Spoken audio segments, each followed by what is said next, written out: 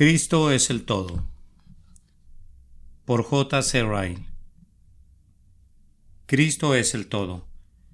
Colosenses capítulo 3 y versículo 11. Las palabras de nuestro texto son pocas, breves y se dicen pronto, pero contienen grandes verdades. Al igual que aquellos versículos de oro, para mí el vivir es Cristo, ya no vivo yo, mas vive Cristo en mí. Las palabras a los colosenses son singularmente ricas y significativas. Estas 4 palabras son la esencia y la sustancia del cristianismo. Si nuestro corazón realmente puede estar de acuerdo con ellas, le hará bien a nuestra alma. Si no, seguramente todavía tenemos mucho que aprender. Voy a tratar de establecer en qué sentido Cristo es el todo, y les pido que a medida que vayan leyendo juzguen con sinceridad si acaso están seguros de que no pueden naufragar en el juicio final. A propósito, termino este libro con un comentario sobre este notable texto. Cristo es la fuente principal tanto del cristianismo doctrinal como del práctico. Un conocimiento adecuado de Cristo es esencial para entender correctamente las doctrinas de la santificación y la justificación. El que comienza el camino de la santidad no hará ningún progreso, a menos que le dé a Cristo el lugar que le corresponde. Empecé este libro con una afirmación clara acerca del pecado. Quiero terminarlo con una declaración igualmente clara acerca de la persona de Cristo. Antes de cualquier otra cosa, entendamos que Cristo es el todo en todos los consejos de Dios respecto al hombre.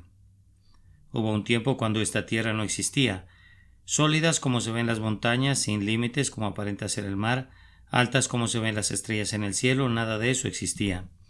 Y el hombre, con todos los altos conceptos que ahora tiene de sí mismo, era una criatura desconocida. ¿Y dónde estaba Cristo entonces? Las Escrituras nos ayudan a contestar esta pregunta. El Verbo era con Dios y era igual a Dios.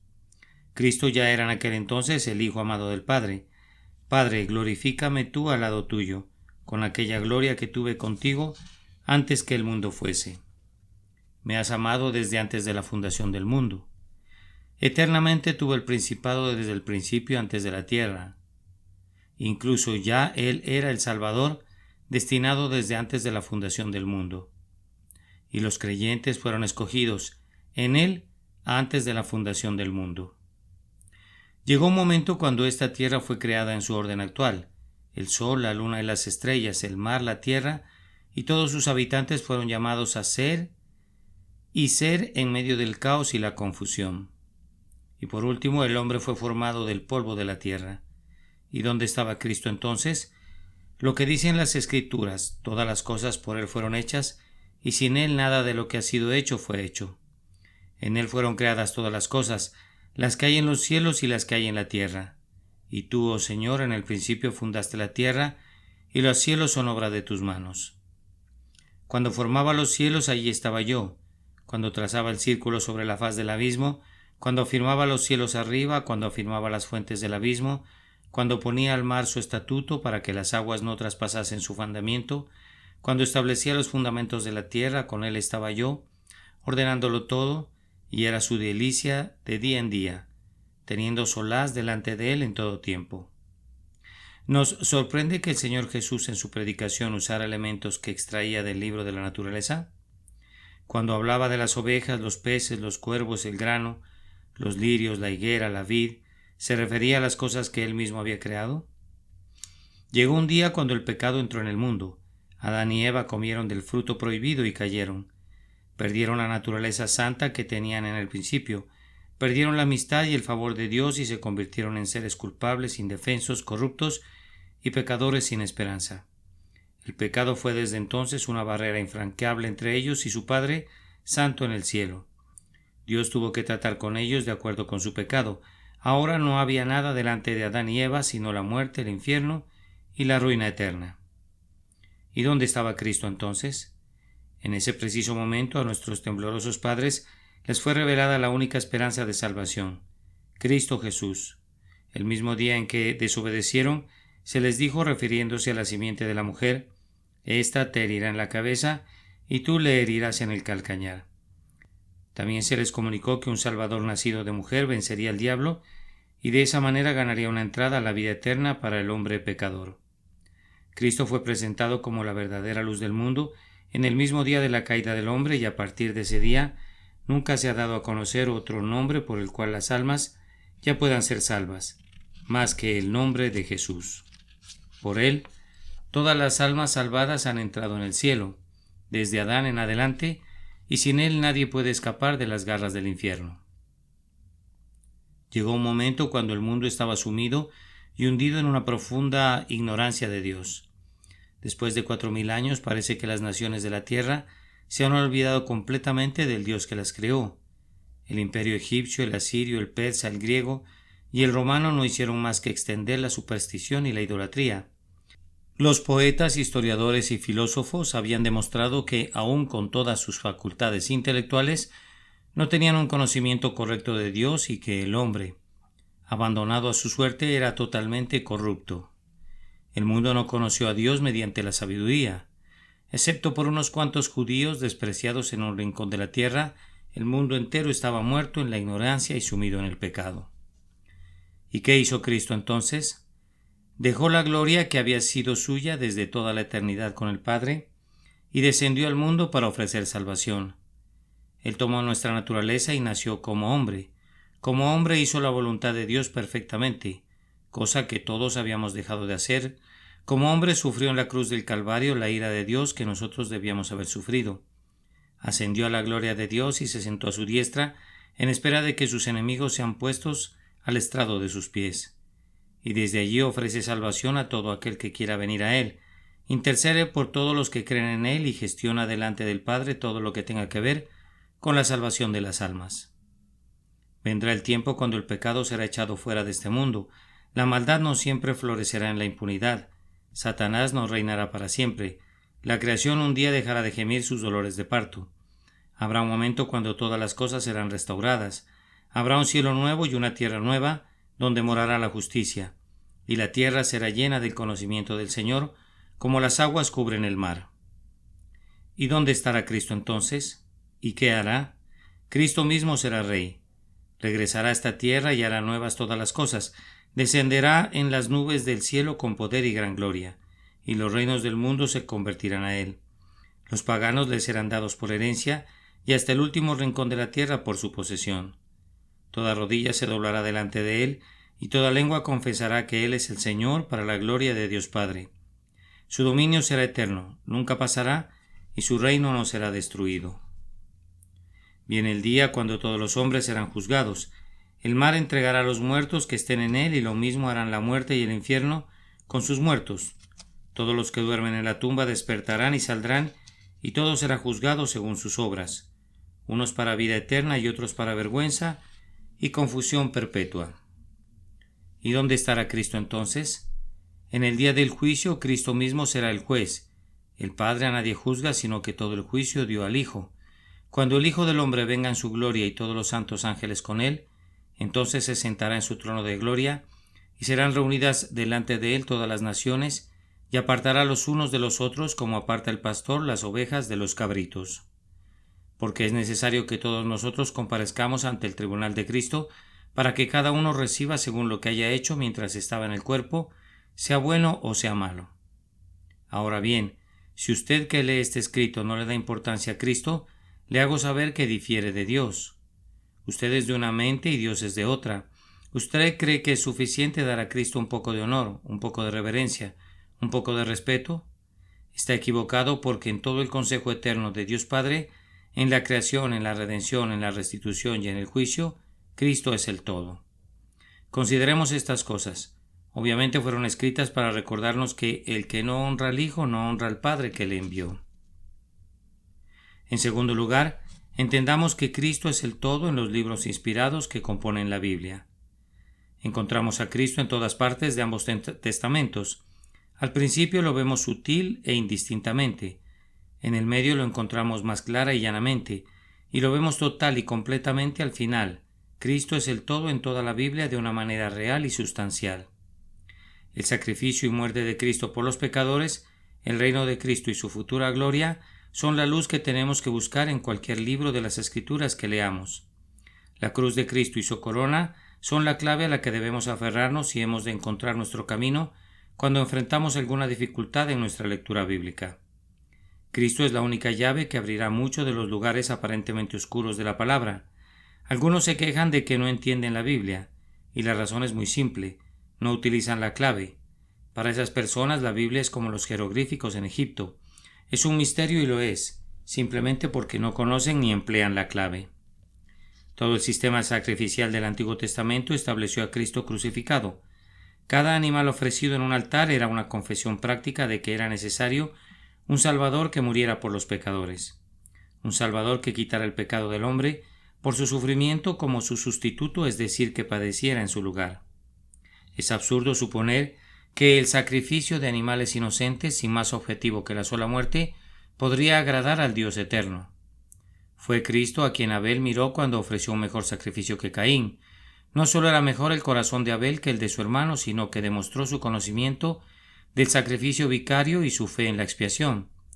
Ofreció los primogénitos de sus ovejas, incluyendo su sangre, y al hacerlo declaró implícitamente su convicción de que sin derramamiento de sangre no hay remisión de pecado. Fue Cristo de quien profetizó Enoc en los días de extrema maldad antes de la inundación. He aquí, dijo, vino el Señor con sus santas decenas de millares para hacer juicio contra todos. Fue Cristo a quien vio a Abraham cuando habitó en tiendas en la tierra prometida.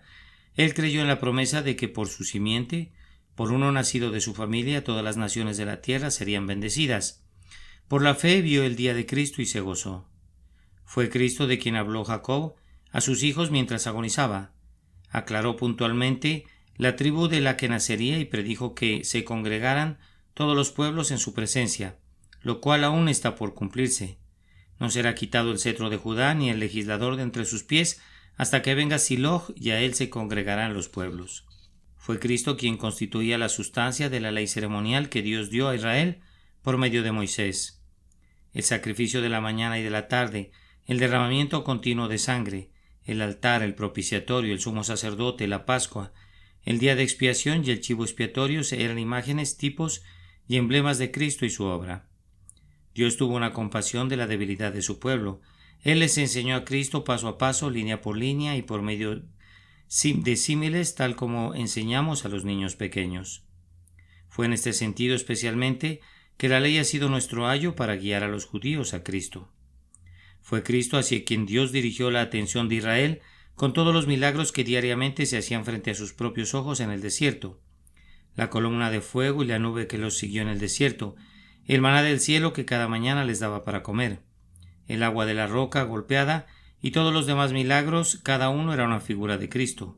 La serpiente de bronce, en aquella ocasión memorable en que Dios envió la plaga de serpientes ardientes sobre ellos, fue sin lugar a dudas un emblema de Cristo. Fue Cristo de quien eran un tipo todos los jueces, Josué, Gedeón, Jefté, Sansón y todos los demás a quienes Dios levantó para librar a Israel de su cautiverio. Todos eran emblemas de Cristo, débiles e inestables, y tan deficientes como eran, fueron usados como un ejemplo de que vendrían cosas mejores en el futuro lejano. Todo tuvo la intención de recordar a las tribus que vendría un libertador superior. Fue Cristo de quien el rey David era un tipo, ungido y elegido cuando pocos lo honraban, cuando era despreciado y rechazado por Saúl y todas las tribus de Israel, cuando era perseguido y obligado a huir para salvar su vida. Fue un hombre que sufrió durante toda su vida y sin embargo fue un vencedor en todas estas cosas. David representaba a Cristo. Fue Cristo de quien todos los profetas desde Isaías hasta Malaquías hablaron. Ellos vieron a Cristo como a través de un espejo oscuramente. Algunas veces anunciaron los sufrimientos de Cristo y otras las glorias que vendrían. No siempre aclararon la diferencia entre la primera y la segunda venida de Cristo. Como dos velas en una línea recta, una detrás de la otra, a veces vieron ambos eventos al mismo tiempo y hablaron de ellos simultáneamente. A veces fueron movidos por el Espíritu Santo para escribir de los tiempos del Cristo crucificado y a veces de su reino en los últimos días. Pero lo cierto es que la muerte de Jesús o Jesús reinando es el pensamiento trascendente que siempre encontraremos en sus mentes. Es Cristo, digo enfáticamente, de quien todo el Nuevo Testamento está saturado. Los evangelios son Cristo viviendo, hablando y desplazándose entre los hombres. Los hechos son Cristo predicado, publicado y proclamado. Las epístolas son Cristo escrito, explicado y exaltado.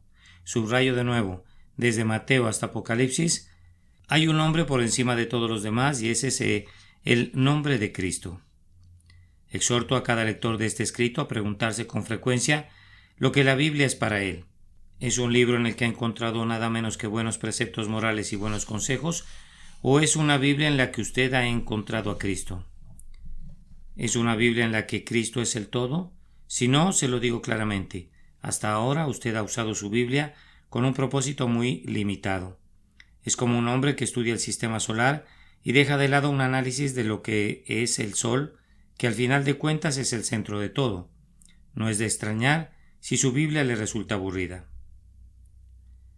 En tercer lugar, entendamos que Cristo es el todo de cada cristiano auténtico en la tierra.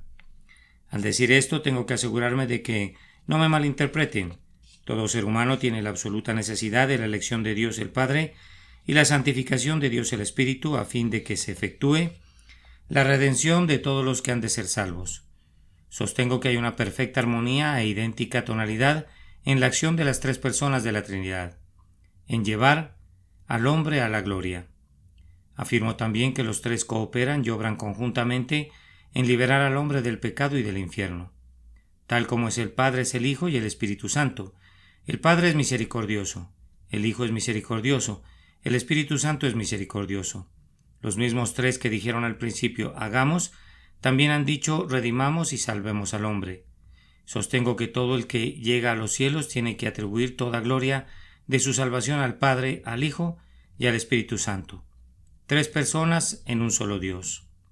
Pero al mismo tiempo veo una prueba clara en las Escrituras que es el sentir de la Santísima Trinidad, que Cristo se ha exaltado prominentemente y distintivamente en lo que a la salvación de las almas se refiere. Cristo es presentado como el Verbo mediante el cual Dios da a conocer su amor a los pecadores. La encarnación y la muerte expiatoria de Cristo en la cruz conforman la gran piedra angular sobre la cual se apoya todo el plan de salvación. Cristo es el camino y la puerta, medios por los cuales se tiene acceso a Dios. Cristo es la raíz en todo lo que todos los pecadores elegidos deben ser injertados. Cristo es el único lugar de encuentro entre Dios y el hombre, entre el cielo y la tierra, entre la Santa Trinidad y los pobres pecadores hijos de Adán. Es Cristo a quien Dios el Padre ha señalado y ha asignado para que dé vida a un mundo muerto. Es Cristo a quien el Padre le ha dado un pueblo para que lo lleve a la gloria. Es Cristo de quien el Espíritu da testimonio y a quien el Espíritu mismo guía a las almas para recibir perdón y paz. En definitiva, le agradó al Padre que en él habitase toda plenitud. Lo que el sol es en el vasto firmamento, Cristo es en el cristianismo auténtico. Digo estas cosas a manera de explicación. Quiero que mis lectores entiendan claramente lo que digo. Cristo es el todo. Con esto no pretendo echar por la borda la obra del Padre y del Espíritu Santo. Permítanme en cambio mostrarles lo que quiero decir. Cristo es el todo en la justificación del pecador delante de Dios. Solamente a través de él podemos tener paz con un Dios santo. Solamente por él podemos ser admitidos en la presencia del Altísimo y permanecer allí sin ningún temor. Tenemos seguridad y acceso con confianza por medio de la fe en él. En Cristo y solamente en él Dios justifica al impío. ¿Bajo qué circunstancias puede un mortal presentarse delante de Dios? ¿Qué podemos argumentar en favor de la absolución delante de ese ser glorioso, en cuyos ojos los mismos cielos no están limpios? ¿Podemos alegar que hemos cumplido con nuestro deber con Dios? ¿Diríamos que hemos cumplido con nuestro deber con nuestro prójimo? ¿Podríamos presentar nuestras oraciones, nuestra regularidad, nuestra moralidad y los cambios de conducta que hemos logrado? ¿Sería un buen argumento decir que asistimos fielmente a la Iglesia? ¿Nos atreveríamos a pedir ser aceptados por alguno de esos méritos? ¿Cuál de estas cosas podría soportar el escrutinio de los ojos de Dios? ¿Cuál de todas esas cosas nos puede justificar realmente? ¿Cuál de ellas nos garantiza que después del juicio llegaremos a la gloria? Ninguna, ninguna, ninguna. Tome cualquier mandamiento del Decálogo y examínese, tomando como base ese mandamiento. Seguramente encontrará que lo ha quebrantado con frecuencia. No podemos presentar a Dios ni una cosa entre mil. Escoja a alguno, a cualquiera, y analice un poco sus caminos. Sin duda su veredicto será que no somos nada, sino simples pecadores. Todos somos culpables, todos merecemos el infierno y todos debemos morir. ¿Con qué podemos presentarnos ante Dios? Debemos presentarnos ante Dios en el nombre de Jesús, sin ningún otro fundamento, sin esgrimir ningún argumento que éste. Cristo murió en la cruz por los impíos y confío en Él. Cristo murió por mí y yo creo en Él. La prenda de nuestro hermano mayor, la justicia de Cristo, es el único traje que puede cubrirnos y hacernos aptos para estar en la luz del cielo sin avergonzarnos. El nombre de Jesús es el único nombre con el que tendremos la entrada directa a la gloria eterna. Si llegamos a la puerta y presentamos nuestros propios nombres, estamos perdidos, no seremos admitidos. Vamos a llamar en vano. Pero si llamamos en el nombre de Jesús, Él es el pasaporte y la contraseña para poder entrar y vivir allí eternamente. La señal de la sangre de Cristo es el único distintivo que puede salvarnos de la destrucción.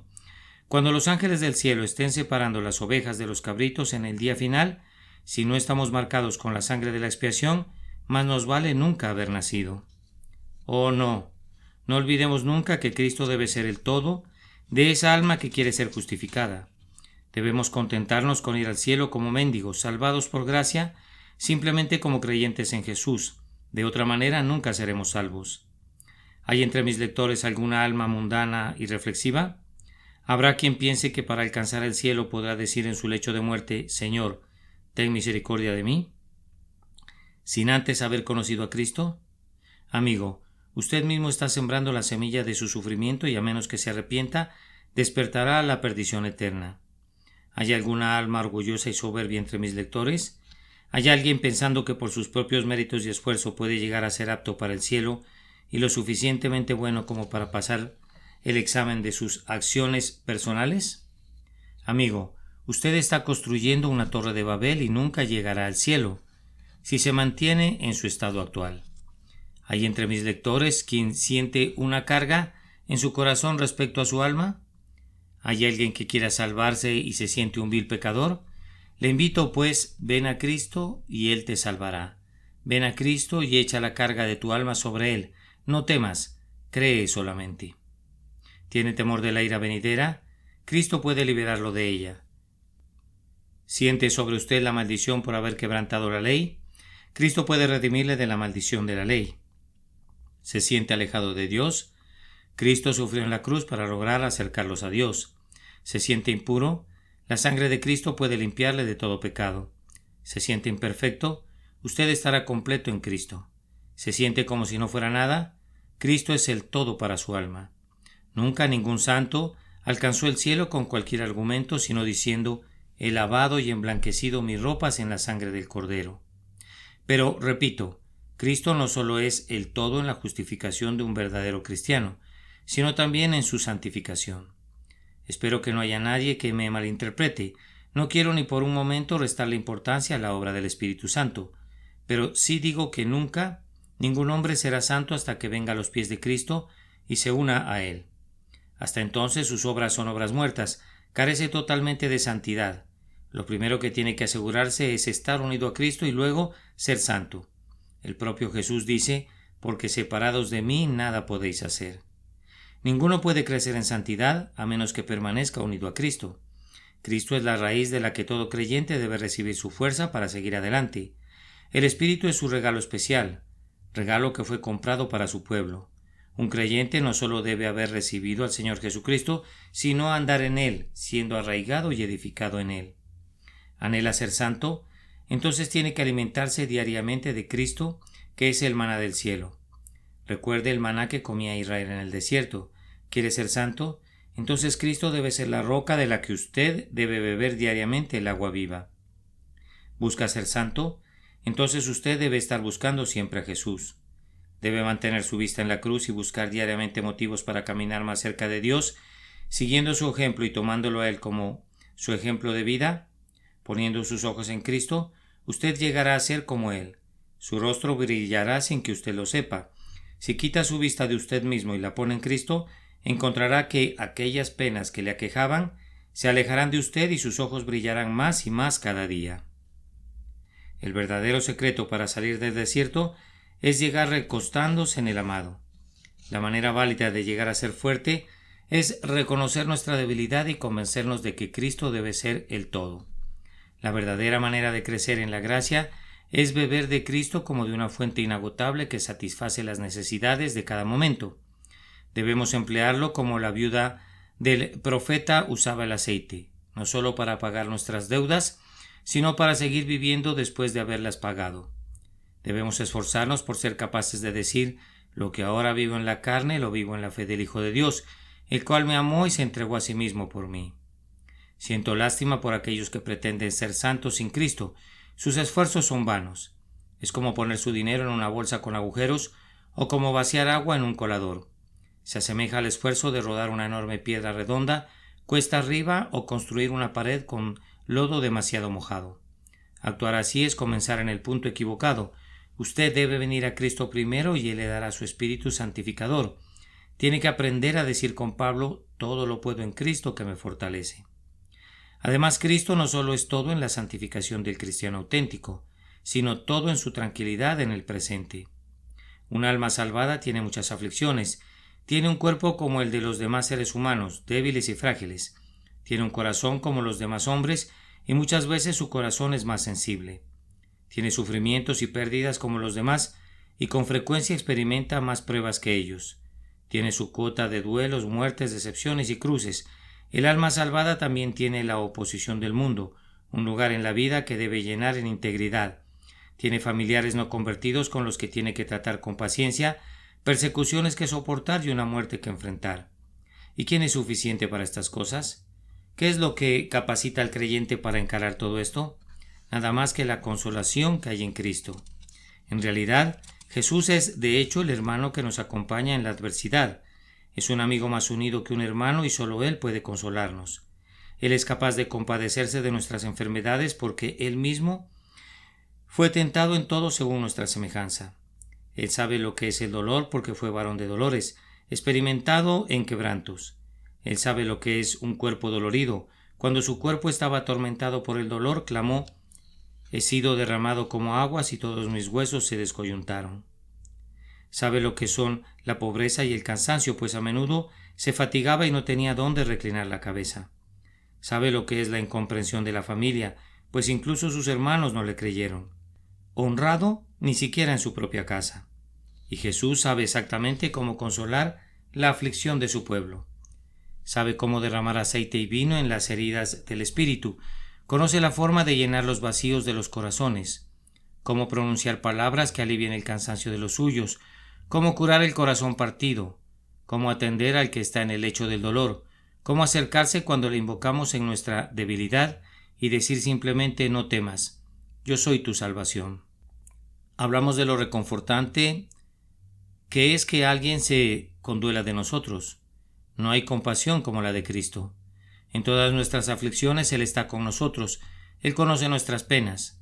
Cuando sufrimos dolor, Él se duele y, como el buen médico, no escatima ni una gota de medicina para calmar nuestro dolor. David dijo cierta vez: en la multitud de mis pensamientos dentro de mí, tus consolaciones alegraban mi alma. Estoy seguro de que más de un creyente podría decir lo mismo. Al no haber estado Jehová por nosotros, hubieran entonces pasado sobre nuestra alma las aguas impetuosas. Es maravilloso cómo el creyente supera todas sus angustias. Es impresionante cómo, cuando pasa a través del fuego de la prueba y la inundación de muchas aguas, recibe consolación. ¿Cómo es posible? Simple y sencillamente es posible porque Cristo no solo es justificación y santificación, sino también consuelo. He visto sus caminos, pero le sanaré y le pastorearé, y le daré consuelo a él y a sus enlutados. Oh, a usted que quiere gozar de tranquilidad constante, lo encomiendo a Cristo. Solo en Él no hay fracaso. Los ricos se decepcionan de sus bienes, los sabios se decepcionan de sus libros, los cónyuges se decepcionan de sus parejas, los padres se decepcionan de sus hijos, los estadistas se decepcionan a pesar de que conquistan posición y poder después de mucho luchar. Al final de cuentas, descubren que tienen más problemas que placer. ¿Y qué produce la decepción sino enojo, intranquilidad incesante, preocupación, vanidad y aflicción de espíritu? En cambio, para la gloria de Dios, nadie jamás ha sido decepcionado estando en Cristo. Cristo no solo es todo consuelo para el cristiano auténtico en la actualidad, Cristo es también el lodo en su esperanza del tiempo por venir. Supongo que habrá pocos hombres y mujeres que no disfrutan de la vida porque no tienen esperanza de algún tipo relacionada con sus almas. pero las esperanzas de la gran mayoría no son más que vanas fantasías. No tienen ninguna base sólida para tener esperanza. Ningún ser humano, excepto el verdadero Hijo de Dios, puede dar una explicación razonable de la esperanza que hay en él. Es triste encontrar gente sin esperanza. Es bíblico afirmar que si no tienen a Cristo no tienen esperanza ni para el presente ni para el futuro. El cristiano auténtico no tiene una esperanza segura cuando mira hacia adelante. El hombre mundano no tiene ninguna. El cristiano auténtico ve la luz en la distancia. El hombre mundano no ve nada más que oscuridad. ¿Y cuál es la esperanza del cristiano auténtico? Es precisamente esta, que Jesucristo viene otra vez, viene triunfante, victorioso sobre el pecado, viene con todo su pueblo y una vez aquí, enjugará toda lágrima de los ojos de los suyos y viene para levantar a sus santos de entre los muertos, viene para reunir a toda su familia a fin de que estén para siempre con él. Esa es una esperanza segura. ¿En qué radica la paciencia del creyente? En que contempla la venida del Señor. Por eso puede soportar dificultades difíciles sin murmurar. Sabe que el tiempo es corto. Espera en silencio la venida del Rey. ¿Por qué enfrenta todas las cosas con calma? Porque espera el pronto regreso de su Señor. Su tesoro está en el cielo. Sus bendiciones más ricas están por venir. El mundo no es su hogar, sino una simple posada. Y estar en una posada no es estar en casa. Sabe que el que ha de venir vendrá y no tardará. Cristo viene y eso es suficiente. Esta es, de hecho, una esperanza bienaventurada. Ahora es el tiempo de aprendizaje. Luego disfrutaremos de la fiesta eterna. Ahora es tiempo de sortear las olas de un mundo problemático. Luego llegaremos a puerto seguro. Ahora es la dispersión, entonces será el reencuentro. Ahora es el tiempo de la siembra, luego la cosecha. Ahora es el momento de trabajar, después el de recibir el pago. Ahora es la cruz, luego la corona. La gente habla de sus expectativas y esperanzas en este mundo, pero ninguno tiene expectativas tan sólidas como las del alma salvada. Esta puede decir: alma mía, en Dios solamente reposa porque de Él es mi esperanza. En todo cristianismo verdadero, Cristo es el todo, todo en la justificación, todo en la paz y todo en la esperanza. Bienaventurado es el hijo de una madre que sabe estas verdades acerca de Cristo, y mucho más bienaventurado es si él mismo también lo siente. Oh, que los hombres pudieran probarse a sí mismos y comprobar que saben de todo esto por el bien de sus propias almas. Añadiré una cosa más y con esto habré terminado. Reflexionemos para entender bien que Cristo será el todo en el cielo. No me detendré mucho más en este asunto. Aun si tuviera espacio, no tendría la capacidad de hacerlo. Es imposible describir lo invisible y un mundo desconocido. Lo que sí puedo afirmar es que todos los hombres y las mujeres que alcanzan el cielo encontrarán que incluso allí Cristo es el todo. Tal como lo era el altar en el templo de Salomón, el Cristo crucificado será el objeto más grandioso en el cielo. Aquel altar era lo primero que atraía la vista de todo lo que entraba por las puertas del templo. Era un gran altar de bronce, de 20 codos de largo y 20 codos de ancho. De la misma manera Jesús atraerá la vista de todos los que entran en la gloria. En medio del trono y rodeado de ángeles y santos estará el Cordero como inmolado y el Cordero será su lumbrera. La alabanza al Señor Jesús será la canción eterna de todos los moradores del cielo. En medio del trono y rodeado de ángeles y santos le adorarán, exclamando a una voz: el Cordero que fue inmolado es digno. Al que está sentado en el trono y al Cordero sea la alabanza, la honra, la gloria y el poder por los siglos de los siglos. El servicio al Señor Jesús será la ocupación eterna de todos los moradores del cielo. Le sirven día y noche en su templo. Qué satisfacción da pensar que por fin podremos servir al Cordero sin distracciones y trabajar para Él sin cansancio. La presencia de Cristo mismo será de un gozo perpetuo para los moradores del cielo. Veremos su rostro y escucharemos su voz. Hablaremos con Él como se habla con los amigos. Dulce es la idea de que, sin importar quién falte en la cena de las bodas del Cordero, el Señor mismo estará allí. Su presencia satisfará todas nuestras necesidades. Qué glorioso y dulce hogar será el cielo para todos los que han amado al Señor Jesucristo con sinceridad. Aquí vivimos por fe en Él y encontramos paz, aunque a Él no le vemos. Allá nos veremos cara a cara y descubriremos qué es lo más hermoso que puede haber. Ciertamente más vale vista de ojos que deseo que pasa. Pero lamentablemente muchos de los que hablan de ir al cielo cuando mueren resultan no ser aptos para hacerlo porque no tienen fe salvadora ni ninguna relación real con Cristo. ¿Usted no honra a Cristo aquí? ¿Usted no tiene comunión con Él? ¿Usted no lo ama?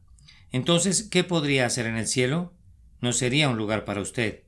El gozo de la gloria no sería gloria para usted. La felicidad de los salvos no sería una bendición que usted podría compartir. El servicio que los santos brindan a Cristo le sería tedioso y una carga para su corazón. Oh, arrepiéntase y cambie antes de que sea demasiado tarde. Confío en que he mostrado cuán profundos son los cimientos de esa pequeña expresión: Cristo es el todo. Podría fácilmente añadir otras cosas, si el espacio lo permitiera. El tema es inagotable, apenas he tocado la superficie. Hay minas de verdades preciosas relacionadas con lo que he dejado sin decir. Podría mostrar cómo Cristo debe ser el todo en toda la iglesia visible. Los espléndidos edificios, los numerosos servicios religiosos, las hermosas ceremonias y las multitudes de pastores ordenados no son nada ante los ojos de Dios si el Señor Jesús mismo no es honrado, magnificado y exaltado en todos sus oficios. La iglesia en que Cristo no es el todo no es más que un cuerpo muerto. Podría mostrar cómo Cristo debe ser el todo en todo ministerio cristiano. La gran obra que los pastores ordenados tienen la intención de hacer es exaltar a Cristo. Debemos ser como el asta en que se colgó la serpiente de bronce en el desierto. Somos útiles en la medida en que exaltamos al gran objeto de nuestra fe y útiles en esa medida solamente. Debemos ser embajadores para llevar las buenas nuevas del Hijo del Rey a un mundo rebelde. Pero si solo les enseñamos a los hombres a pensar más en nosotros y nuestros oficios que acerca de Él, no somos dignos de ocupar ese oficio. El Espíritu nunca honrará el ministerio que no da testimonio de Cristo, que no hace que Cristo sea el todo. Podría mostrar cómo el lenguaje usado en la Biblia para describir los distintos oficios de Cristo parece no tener fin. Podría describir cómo las figuras que se usan para referirse a la plenitud de Cristo tampoco parecen tener fin. El sumo sacerdote, el mediador, el redentor, el salvador, el abogado, el pastor, el médico, el novio, la cabeza, el pan de vida, la luz del mundo, el camino, la puerta, la vid, la roca, la fuente, el sol de justicia, el precursor, el fiador, el capitán, el príncipe de la vida, el amén, el todopoderoso, el autor y consumador de la fe, el Cordero de Dios, el Rey de los santos, el maravilloso, Dios fuerte, el consolador, el obispo de las almas. Estos y muchos más son nombres que la Biblia da a Cristo. Cada uno es una fuente de instrucción y consuelo para todos los que están dispuestos a beber de ella. Cada una de estas descripciones es importante para meditar con mucho provecho. Amén. Cristo es el todo. Por J. C. Ryle. Cristo es el todo. Colosenses capítulo 3 y versículo 11.